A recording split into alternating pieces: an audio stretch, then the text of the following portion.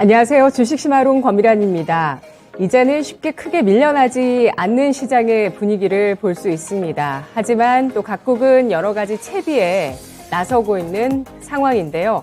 바이든 대통령이 간밤에 여러 가지 정보들을 공개했습니다. 앞서서 러시아의 우크라이나 공격도 16일이라는 그 일정을 가지고 그 정보를 미리 또 공개하기도 했었던 미국인데요. 바이든 대통령은 러시아가 우크라이나와의 전쟁에서 생화학 무기를 사용하는 것을 고려하는 명확한 징후를 포착했다라고 밝혔고, 또 러시아가 미국을 향해서 사이버 공격을 단행할 가능성에 대해서 경고하고 나섰습니다. 이에 따라서 미국 민간 기업들의 러시아 사이버 공격에 대비하는 방어 태세를 요청하는 발언이 나왔고요. 대만 정치권에서는 양안 갈등으로 대만의 원전이 중국의 미사일 공격을 받을 가능성 등 위기 상황에 대해서 대비가 필요하다는 목소리가 나오고 있습니다. 현재로서는 중국의 이 대만의 원전 공격 가능성은 매우 낮지만 또 그 가능성이 없는 건 아니라는 건데요. 러시아는 일본과 평화조약 협상을 중단했습니다.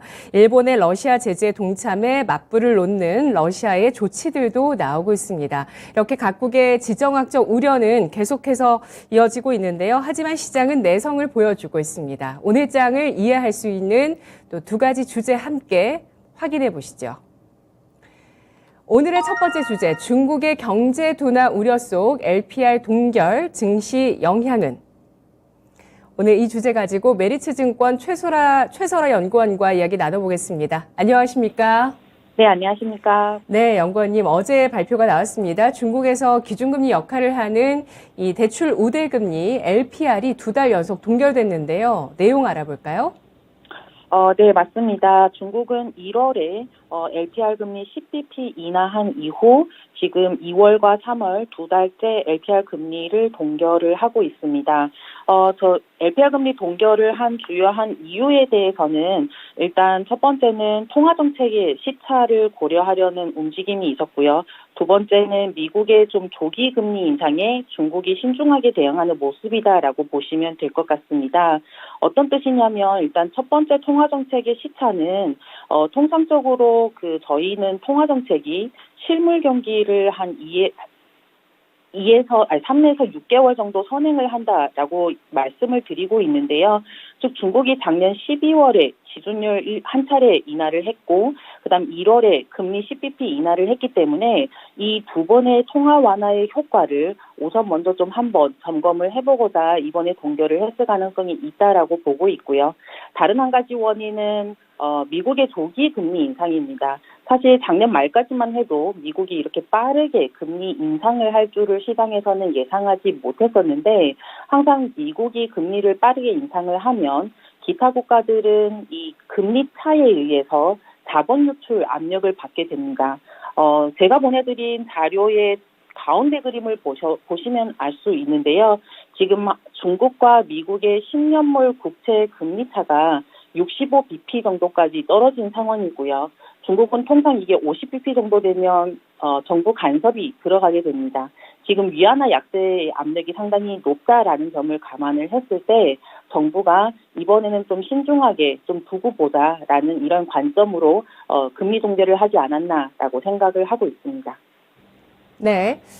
중국의 기준금리, 대출 우대금리가 3.7%로 2달 연속 동결됐습니다. 지난해 하반기에 중국의 헝다그룹 사태로 인해서 경기 둔화를 아주 적극적으로 대응해주던 중국의 조치들을 봤었는데요. 하지만 이런 적극적인 통화정책 이후에 지난달부터 숨고르기에 들어가고 있는 중국의 통화정책의 흐름을 볼 수가 있고요.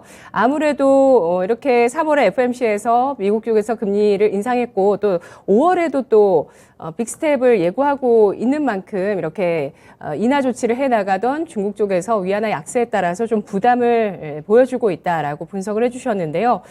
중국 경제가 최근에 좀 둔화를 보였습니다. 그러다가 연초에는 일단 뭐 산업 생산이라든지 또 소매 판매가 양호한 모습을 보여주면서 일부 그래도 좀 숨통을 틔워줬는데요. 경기 부양을 위해서 앞으로 통화 정책을 더 금리 인하로 가져갈 가능성에 대해서는 어떻게 예상하실까요?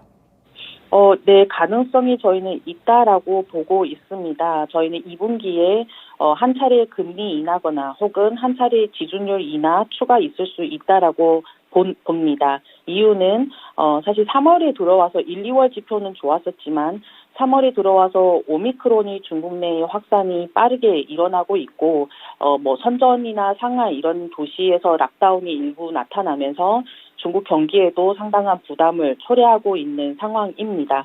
그래서 그런 환경에서 지금 예상 밖의 어떤 이런 오미크론 확산이 있었기 때문에 경기 부양위에서 추가적인 통화 완화 조치를 할 수 있다라고 보고 있습니다. 다만 연말로 봤었을 때는 지금 미국이 전체적으로 금리를 빨리 올리는 이런 초입 국면에 있기 때문에 이런 환경에서는 앞서 말씀드린 것처럼 자본 유출 우려 때문에 하더라도 많이 하지는 못할 거다라고 저희는 생각합니다. 중국에서는 이 코로나를 극복하기 위해서 굉장히 또 삼엄한 그런 봉쇄 조치들을 펼치고 있는데요. 제로 코로나 정책이죠. 최근에 그래도 좀 빠르게 봉쇄 조치를 해제하기도 했습니다. 이 코로나의 영향을 좀 받고 있고요. 이에 따른 추가적인 부양 가능성이 있지만 미국 쪽의 금리 인상에 발맞춰서 좀 더 신중한 통화 정책을 이어갈 것으로 보셨습니다. 그리고 올해 또 중요한 또 정치적인 이벤트가 중국에서는 있습니다. 바로 시진핑 국가주석의 3연임 결정이 나올 것인지 여부인데요. 이게 올 가을에 예정돼 있는 중국 공산당 제20차 당대회에서 결정될 예정입니다. 이를 앞두고 추가적으로 부양책을 제시할 가능성 있겠다고 보시나요? 네, 맞습니다. 가능성이 있다고 보고 있고요. 지금 중국은 원래 연초 계획대로 하면 올해 10월 말이나 11월 초 그 20차 당대회에서 시진핑 3기 연임을 위해서 경기를 5% 중반대로 유지를 해가는 게 목표였습니다.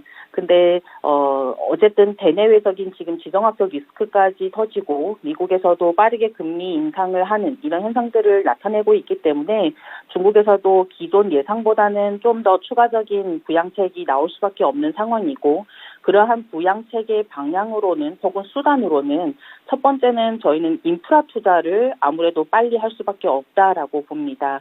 지금 중국 국내에서 정부가 주도적으로 할 수 있는 부분이 아무래도 정부 주도의 어떤 투자 이 부분이다 보니까요. 그래서 투자가 하나는 나올 거다라고 보고 있고 다른 하나는 부동산 규제 완화를 앞으로 좀 기대해 볼 수 있지 않을까라고 생각을 하고 있습니다. 특히 무엇보다도 이 부동산 산업은 중국 전체 경제에서 차지하는 비중이 좀 높다 보니까 만약 부동산 부문에서의 어떤 규제 완화 움직임들이 지금보다 더 뚜렷하게 나온다라고 하게 되면 경기에는 긍정적으로 작용할 수 있을 것으로 기대합니다.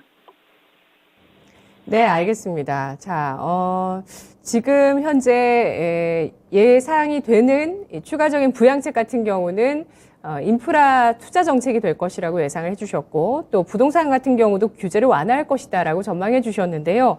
아무래도 중국 경제를 움직이는 핵심 동력이 또 부동산이기 때문에 지금 중국 쪽에서 부동산이 침체되어 있는 것을 또 그대로 두고 보기는 좀 어려울 것 같은데요. 조금 전에 규제를 완화할 가능성에 대해서 언급을 해주셨는데 구체적으로 부동산 정책에서는 어떤 걸 쓸 가능성이 있다고 보시나요?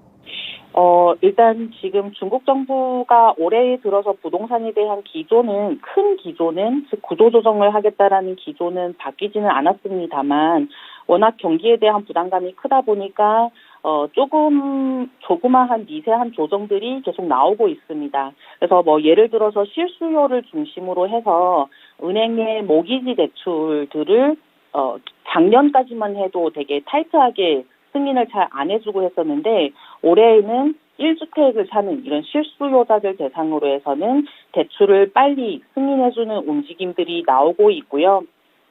두 번째는 최근 그 정책의 어떤 스탠스를 보면 과거에는 중앙에서 관리를 하다가 최근에는 지방 정부가 알아서 자기의 상황에 맞게 조절을 하라는 방식으로 미세하게 바뀌고 있습니다. 그래서 아마 뉴스에서도 보셨겠지만 일부 도시나 지역에서는 이 모기지 금리를 뭐 한 10bp, 20bp씩 자발적으로 내리는 이러한 현상들도 나타나고 있는 상황이고요. 그래서 저희는 전체적인 큰 기조에서는 이게 다시 과거처럼 확 풀렸다라고 보기는 어렵겠지만 그래도 미세한 이런 대출 완화라거나 그다음에 금리 인하라거나 이런 부분들이 좀 반등이 이런 수요를 좀 진작을 시키면서 전체 부동산 경기 둔화의 어떤 하방을 막아주는 효과를 할 수 있지 않나라고 기대를 하고 있습니다. 네, 중국 내에서 실수요까지 위축되지는 않도록 하기 위해서 지방정부 차원을 중심으로 해서 미세 조정들이 이어지고 있다는 분석입니다. 대출을 더 규제하기보다는 완화하는 쪽으로 간다는 점, 또 금리도 인하되고 있는 부분들, 부동산 경기에 도움이 될 것으로 예상을 해주셨는데요. 중국과 미국의 정상 간 전화 통화가 지난 3월 18일에 지난해 11월 이후 4개월 만에 처음으로 있었습니다. 러시아 우크라이나 문제를 논의하기 위해서였는데요. 이 러시아를 둘러싸고 일단 미국과 서방 국가들이 러시아 쪽을 향해서 제재를 하고 있고 앞으로 중국 쪽의 입장이 어떻게 될 것인가 이게 신냉전 체제로 더 가속화될지 여부가 달려있기 때문에 굉장히 중요하게 봤던 내용인데요. 통화 결과는 일단 중립적인 위치에 있다고 중국 쪽에서는 좀 입장이 나왔습니다. 중국의 그 회담 결과에 대해서 중국의 입장에 대해서 어떻게 판단하실까요? 네, 말씀하신 대로 사실 중국은 전쟁 초반부터도 우리는 중립적인 입장이다라는 이런 스탠스를 내놓았었고 지난 금요일의 통화에서도 마찬가지인 상황이었던 것 같습니다. 그 중국 입장에서는 사실 근데 지금 러시아에 대해서는 전쟁 초반보다는 대놓고 러시아를 지원한다라는 이러한 어떤 움직임들이 좀 덜 포착이 되고 있는 상황이고 최근에 여러 가지 언론이나 이런 부분들 때문에 중국도 전쟁 초반보다는 좀 더 보수적으로 좀 더 신중하게 이 러시아에 대한 지원을 하고 있는 상황이어서 그 신냉전 우려나 이런 부분들이 그래도 조금 완화되는 약간 그런 움직임들은 볼 수 있는 것 같습니다. 근데 중국의 입장에서는 러시아를 지원하는 부분이 이런 이해관계 그 헤게모니에 대한 부분들도 있겠지만 또 반면으로 생각해 보면 저렴한 가격에 천연가스하고 원료를 수입할 수 있는 이런 실리를 좀 얻을 수 있는 부분이 있어서 그렇다고 러시아를 완전히 내치지는 못하지 않나라는 생각을 하고 있고요. 그렇기 때문에 이런 좀 복잡한 관계들 때문에 미중의 갈등을 확대되는 양상은 좀 계속 이어진다라고 생각을 하고 있습니다. 네, 미중 갈등을 우리가 관세 전쟁으로 2018년에 확인을 했었는데 이후에 이렇게 또 러시아의 어떤 도발로 인해서 미러 갈등으로 확산이 되고 있습니다. 이 가운데서 중국의 입장에 대해서 얘기를 들어봤고요. 일단 실익을 얻는 측면도 있는 상황이고요. 중국 같은 경우는 중립의 위치를 현재 지키고 있는데 중국도 사실은 어느 쪽으로 이렇게 치우치기가 쉽지는 않은 상황일 것 같습니다. 러시아가 더욱더 고립이 되면 될수록 러시아 푸틴 대통령이 또 어떻게 대응할지는 사실 예측하기가 힘든 상황이기 때문이지 않을까 싶은데요. 중국의 경기 좀 더 살펴보겠습니다. 경기를 바로 반영하는 사실 주식시장 자체도 좀 중국 쪽에서 좀 부양하려는 의지를 최근에 또 보이기도 했습니다. 지금 미국 쪽에서는 중국의 기업들 쪽에 회계 자료를 요청하면서 그렇지 않으면 중국 기업들, 미국에 상장돼 있는 중국 기업들을 퇴출하겠다라는 움직임도 최근에 나오기도 했었거든요. 앞으로 중국 주식시장의 방향성에 대해서 어떻게 예상하실까요? 네, 지금 중국과 미국의 이런 갈등이 약간 금융 쪽으로 번지면서 말씀하신 대로 미국에서는 중국 기업의 회계 자료를 요청을 한 상황이고요. 중국 정부도 이와 관련돼서 미국과 적극적으로 논의 중에 있고 적절한 솔루션을 도출을 해내겠다, 빠른 시일 내에 이렇게 얘기를 하고 있는 상황입니다. 다만 사실 이 회계자료 부분에서는 과거에도 문제가 있었는데 사실상 중국 정부는 국가 보안이라는 이러한 명목하에 회계자료를 제시할 수 없다라고 과거에도 입장을 표시한 적이 있었기 때문에 이번 사태가 어떤 방식으로 어떻게 풀려갈지 아직 시장에서의 기대감은 좀 낮은 편인 것 같습니다. 사실 그것보다는 일단 많은 상황에서는 지금 중국 정부가 지난번 3월 16일에 류허 부총리가 금융 안정을 위한 다양한 정책 지원들, 경제 금융시장 지원들을 강조를 했는데 문제는 말만 하고 있는 상황이고 실질적인 후속 조치들이 따라주지 못하고 있어서 중국 내의 투자자들도 아직 시장에 대한 신뢰를 회복하지 못한 상황입니다. 그래서 지금 중국 증시도 지난주에 급등락에서 좀 안정이 되고 있는 모습이긴 하지만 아직 추세적인 상승 흐름을 타지 못하고 있고요. 저희는 중국 시장이 좀 추세적으로 올라간다고 하면 중국 정부가 이 말보다는 행동으로 여러 가지 경기를 개선시키거나 그다음 방금 말씀하신 회계 이슈나 이런 어떤 이슈 문제들에 대해서 좀 적절한 이런 솔루션을 제공을 하는 게 중국 시장의 우상향 방향에 좀 도움이 될 것 같고요. 그런 행동들이 나타나기 직전까지는 시장이 여전히 좀 박스권에서 등락을 보이지 않을까라고 생각하고 있습니다. 네, 중국 주식시장의 외국인 자금 동향에 대해서는 혹시 최근에 주목하시거나 체크하고 계시는 내용 있으실까요? 외국인 자금은 사실 본토 같은 경우에는 3월부터 들어와서는 자금이 오히려 빠지고 있는 상황이고요. 반면에 홍콩 같은 경우에는 지난주에 급등락이 있기는 했습니다만 그래도 홍콩이 기존에 워낙 쌌었기 때문에 일부 저가 매수세들이 홍콩 시장에는 좀 유입되는 이런 양상들을 보이고 있습니다. 네, 알겠습니다. 오늘 분석 잘 들었습니다. 네, 감사합니다. 네, 고맙습니다. 시진핑 중국 국가주석의 3연임 결정을 올 가을 앞두고 있는 중국. 정부 정책 차원에서는 5.5%의 GDP 성장률을 목표로 움직이고 있습니다. 안정적인 성장의 입장을 보여주고 있는데요. 그런 가운데 지금 러시아를 둘러싼 여러 불확실성 속에서 과연 중국이 어떤 스탠스를 취할 것이냐에 따라서 또 앞으로 신냉전이 가속화되는지 여부 정말 주목을 하고 있는 그런 내용들이고요.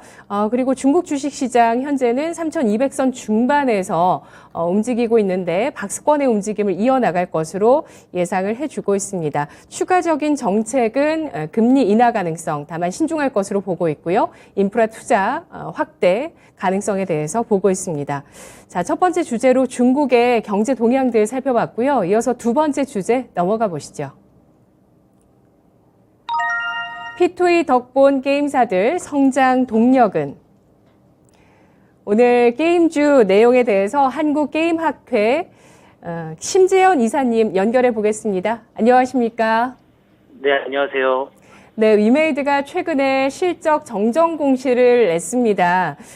지난해 실적에서 아무래도 자체 발행한 그 위믹스 코인 매각 대금을 반영하면서 여러 좀 논란들이 많았어서요. 이 코인 실적을 뺀 실적으로 정정 공시를 했는데요. 이 내용 구체적인 내용들을 알아볼까요?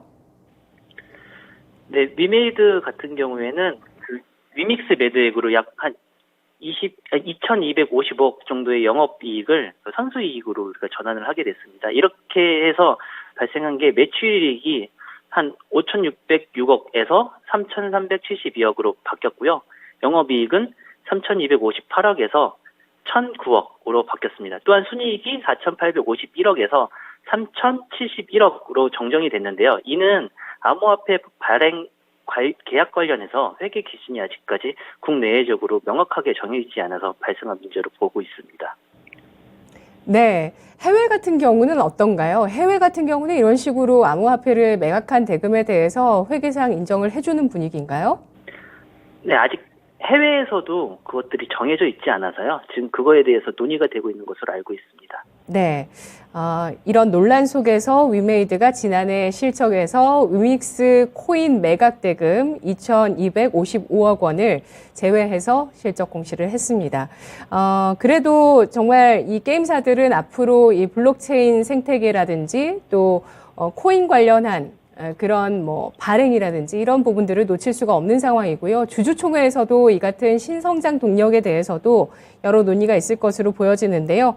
24일 이번 주 네오위즈를 시작으로 게임사의 주총들이 줄줄이 대기하고 있습니다. 게임사별로 어떤 안건들이 나오고 있을까요? 네, 지금 주총이 예정되어 있는 곳들은 뭐 24일 뭐 네오위즈, 25일 웹젠, 넷게임즈, 넥슨GT, 뭐 28일 카카오게임즈, 앱게임, 29일 넷마블, 컴투스, NHN, 데브시스터즈, 뭐 30일 NC소프트, 펄어비스, 컴투스 홀딩스, 31일 크래프톤, 썬데이토즈, 위메이드 등 이 정기 주주총회가 진행될 예정으로 되어 있고요. 그리고 이제 블록체인 업으로 관련을 정관을 변경하는 회사들이 네오위즈, 크래프톤, 컴투스 등이 있습니다.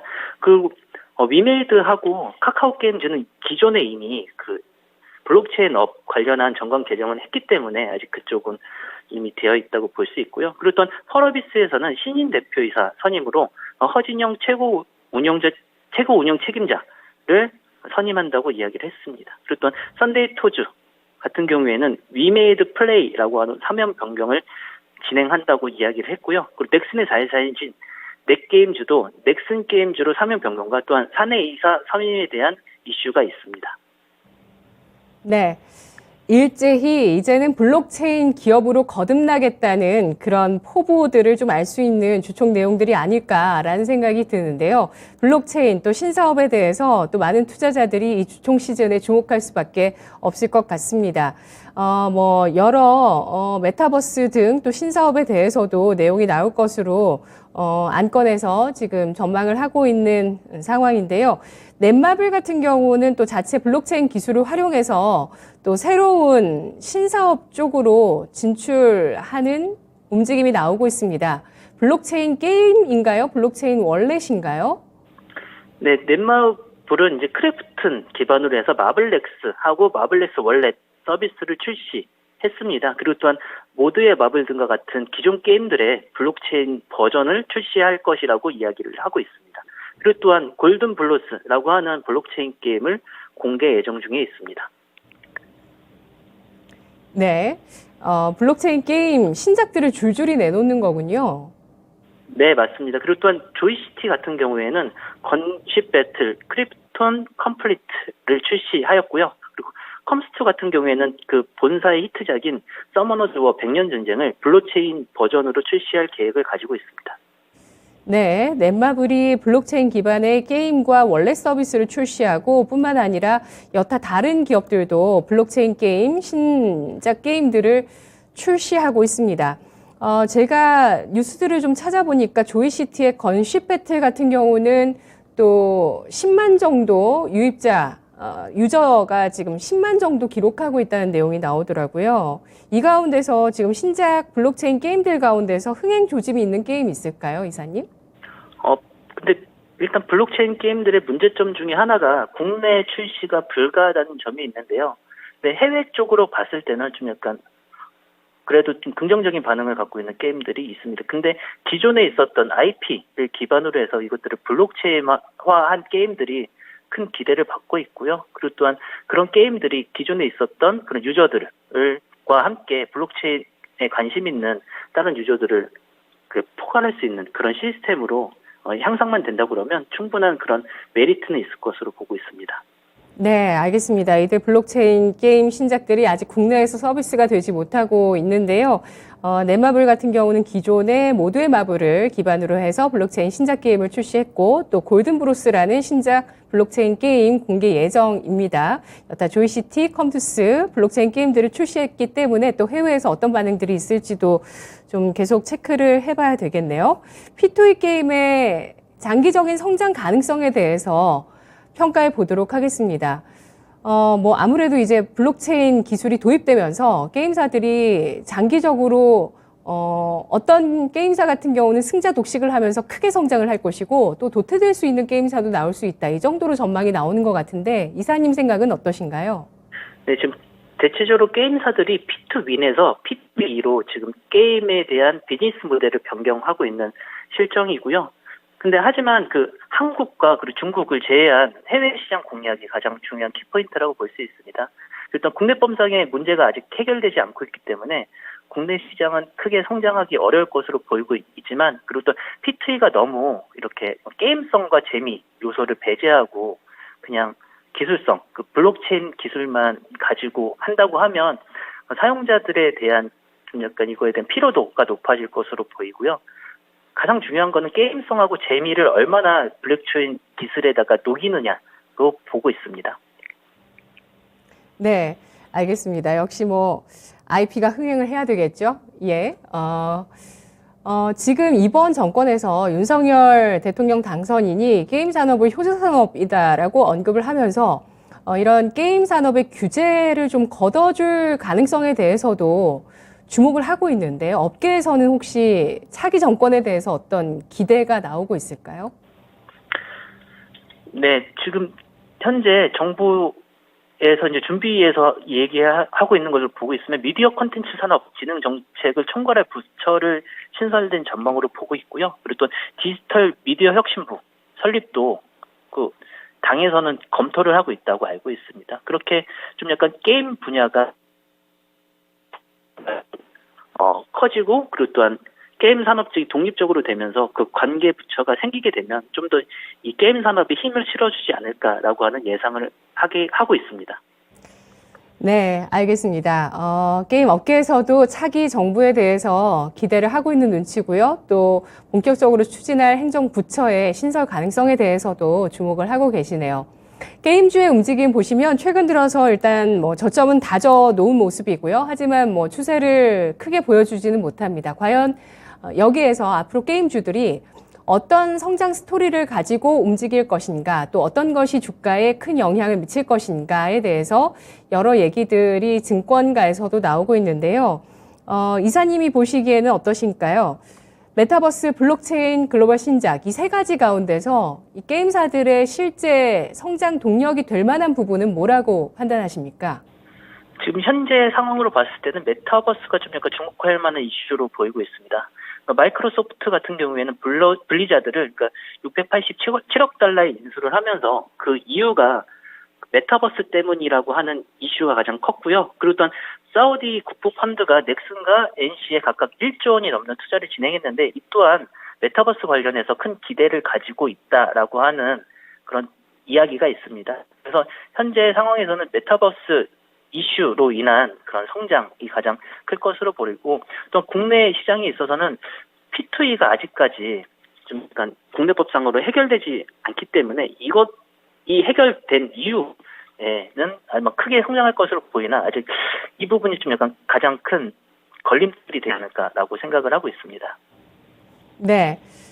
알겠습니다. 조금 전에 뭐 차기 정부에 대한 얘기도 했습니다만, 앞으로 게임주의 주가 흐름에 있어서도 트리거가 될 부분이 지금 이사님 말씀하신 내용 쭉 종합해봐도 규제 완화가 되지 않을까라는 생각이 드는데요. 게임 업계에 영향을 미칠 만한 이슈로 마지막으로 또 강조해 주실 만한 내용 있을까요? 네, 지금 현재 상황에서 우크라이나 전쟁 같은 경우에도 일단 저희 게임 쪽에 이슈들이 몇 가지가 있긴 한데요. 그로 인해서 좀 약간 글로벌 게임사들은 러시아 제재에 동참하고 있는 분위기를 가지고 있습니다. 하지만 그 국내 게임사들은 크게 러시아 서비스 관련에 대해서는 큰 변화가 없고, 좀 약간 관련해서 이슈를 보이는 것 중에 하나가 크래프톤 같은 경우에는 배틀그라운드 동유럽 리그를 무기한 연기하기로 했습니다. 동유럽 리그 같은 경우에는 러시아가 가장 큰 지분을 가지고 있고요. 또한 러시아에서 가장 큰 게임 산업으로 보이는 것이 그 e스포츠 분야로 보입니다. 그 분야에 대해서 좀 약간 제재가 됐을 때 국내 쪽에서 좀 약간 문제가 좀 있지 않을까라고 하는 예측도 할 수 있을 것 같습니다. 네. 알겠습니다. 이 우크라이나 러시아 전쟁으로 인한 게임 업계의 차질도 나오고 있습니다.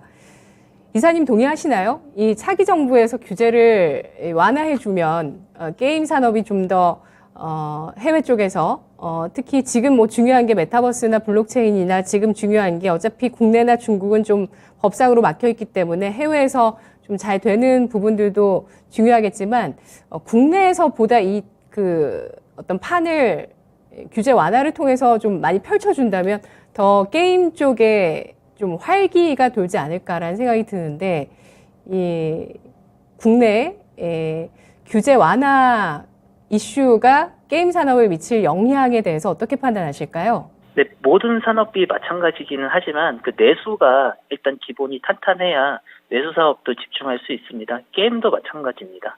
외수에서 먼저 테스트를 해보고 그것에서 이제 좋게 발견되는 그런 비즈니스 모델을 활용을 해서 그 해외에서 진출을 하게 되면 그것들이 이제 큰 동력이 될 수 있을 거라고 생각이 되고요. 근데 지금 상황으로 봤을 때는 좀 약간 이게 한국에 있어서는 그 바다 이야기 사태 때문에 특히 P2E 관련해서는 좀 정부 부처에서는 크게 좀 우려를 보이는 부분들이 많이 있어서 이것에 대해서 좀 약간 정부에서 가이드라인을 설정을 해주고 이거에 대한 방향성을 제시를 해주면 좀 더 이 분야에 대한 성장이 크지 않을까라고 하는 생각을 가지고 있습니다. 그리고 또한 지금 게임사들이 그렇다고 해서 블록체인 기술에만 집중하기보다는 또한 게임의 IP 그리고 또한 게임성 그리고 게임에 대한 재미들의 요소들을 많이 좀 약간 향상시켜야 되지 않나라고 생각을 하고 있는데요.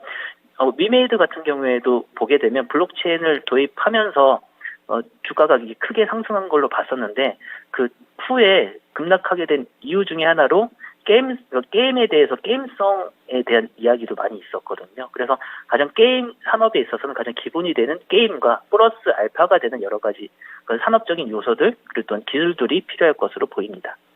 네. 산업적 요소로 이 게임 산업은 게임성을 빼놓을 수가 없는데 이 게임성이 자칫하면 또 중독과 사행성으로 간다는 부분 때문에 이게 참 강점이기도 하고 약점인 것 같습니다. 위메이드는 게임성 관련해서 어떤 내용들이 나왔었죠?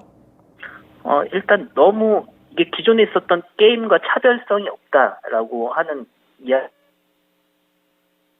오히려 더 그 블록체인 그 아이템들을 해결하기 위한 그 좀 약간 예를 들어서 노가다라고 얘기하죠. 그 노가다성 이 행위들이 너무 많아졌다라고 하는 이야기들도 있었습니다. 그게 오히려 게임의 재미를 줄이는 요소가 됐다는 논란이 좀 있었군요. 알겠습니다. 마지막으로 3월에 또 큰 이슈 중에 한 가지였는데 여기에 대해서 또 코멘트 듣고 마무리하도록 하겠습니다. 사우디 국부펀드에서 국내 대표 게임사인 NC소프트와 넷마블에 대해서 지분을 확대하는 움직임이 나왔습니다. 사우디 오일머니가 K게임으로 유입되는 것에 대해서도 많은 의견들이 있었는데요. 이에 대해서 게임 산업 차원에서는 어떻게 받아들이고 있는지 업계의 좀 이야기 좀 들어볼게요. 어떻게 보십니까? 네, 그 사우디 국부펀드 같은 경우에는 세계 최대의 펀드 중에 한 곳인데요. 그곳에서 이제 차세대로 이제 투자할 종목 중에 하나로 IT 분야를 꼽은 걸로 알고 있습니다. 그 중에서 이제 가장 성장 가능성이 높은 게임 분야에서 투자를 했을 때 안정성이 높은 곳으로 한국에 있는 게임 시장을 바라본 것 같고요. 중국 같은 경우에는 게임에 대한 성장성은 높긴 하지만 그 위험성하고 시장에 대한 진입들이 좀 약간 어려움이 있어서 한국을 선택하지 않았나로 보고 있습니다. 그리고 또한 아까도 말씀드렸듯이 그 게임 산업이라고 하는 것이 지금 메타버스가 이슈화가 되면서 메타버스의 중심적인 역할을 하고 있는 산업으로 보여지고 있고요. 그 활동을 가장 활발하게 할 수 있는 것이 한국의 게임 회사들이 아니냐라고 하는 생각에서 사우디 쪽에서도 이렇게 큰 투자를 실행한 것으로 생각하고 있습니다. 네, 알겠습니다. 10월에 있을 항저우 아시안 게임에서 7월이군요. 예, 7월에 있을 항저우 아시안 게임에서 e스포츠 종목으로 배틀그라운드 모바일이 도입된다는 내용도 나오고 있습니다. 이와 관련해서 국내 게임 산업에 미치는 영향력은 어떻게 판단하실까요? 일단 국내 게임 산업에서 e스포츠의 종주국이라고 하는 것은 세계에서 이제 뭐 어디를 얘기를 하더라도 아직까지 한국이 e스포츠 종국으로 이제 자리매김을 하고 있었는데 그에 반면에서 e스포츠를 할 수 있는 게임 개발에는 국내에선 거의 없었습니다. 이것 중에 하나를 이제 저희가 해결하는 그런 큰 과제를 한 결과가 아닌가라고 생각이 되고요. 그리고 또한 국내에 있는 그런 게임사들이 좀 더 e스포츠에 적합한 그런 게임들을 개발할 수 있는 그런 원동력이 되지 않을까라고 생각이 됩니다. 네, 알겠습니다. 항저우 아시안게임 9월에 열릴 것으로 예정이 되어 있네요. 예, 올해 9월 항저우 아시안게임에서 e스포츠가 정식 종목으로 새롭게 처음 편입됐습니다. 관련한 파급력에 대해서도 이야기 들어봤습니다. 오늘 분석 잘 들었습니다. 네, 감사합니다. 네, 고맙습니다.